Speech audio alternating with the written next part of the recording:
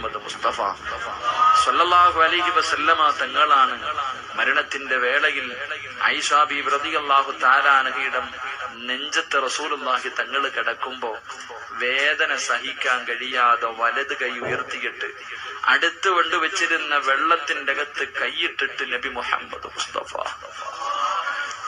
അല്ലാഹുവിന്റെ റസൂൽ സല്ലല്ലാഹു അലൈഹി വസല്ലം തങ്ങള് ഫാത്തിമ ബീബി വെള്ളം കൊണ്ടുവന്ന് അടുത്ത് വെച്ചു കൊടുത്തപ്പോ മരണവേദന താങ്ങാൻ കഴിയാതെ വലത് കൈകൊണ്ട് വെള്ളപാത്രത്തിൽ കൈയിട്ടിട്ടു പ്രവാചകൻ തന്റെ മുഖം ഇങ്ങനെ തുടയ്ക്ക.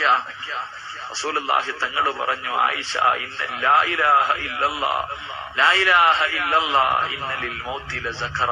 നബി സല്ലല്ലാഹു അലൈഹി വസല്ലം തങ്ങള് വെള്ളം കോരി മുഖത്തൊഴിച്ചിട്ട് പറയാ, മരണത്തിന് വല്ലാത്ത വേദനയാ മോളെ ആയിഷ, ഫാത്തിമ മരണത്തിന് വല്ലാത്ത വേദനയാ. ഇതാരാ പറഞ്ഞത്? ഈ ലോകം തന്നെ സൃഷ്ടിക്കാൻ കാരണക്കാരനായ നബി മുഹമ്മദ് മുസ്തഫ. അപ്പൊ അസ്റായിൽ അലൈഹിസ്സലാമിനോട് അള്ളാഹുവിന്റെ റസൂല് പറയുന്നു, അസ്റായില് ഒന്ന് പതുക്കെ പിടിക്ക അസ്റായില്, എന്നെ കൊണ്ട് പറ്റണില്ല താങ്ങാൻ, എന്തൊരു വേദനയാ അസ്റായിൽ. അസ്റായിൽ അലൈഹിസ്സലാം കരഞ്ഞുകൊണ്ട് പറയാ, നബി എനിക്കറിയില്ല നബി ഇതിനെക്കാളും മയമായിട്ട് പിടിക്കാൻ. ജീവിതത്തിൽ ഇന്ന് വരെ ഒരാളുടെ റൂഹ് പിടിക്കുമ്പോഴും എന്റെ കൈ വിറച്ചിട്ടില്ല, പക്ഷെ ഇന്ന് എന്റെ കൈ വിറയ്ക്കുന്ന നബിയെ.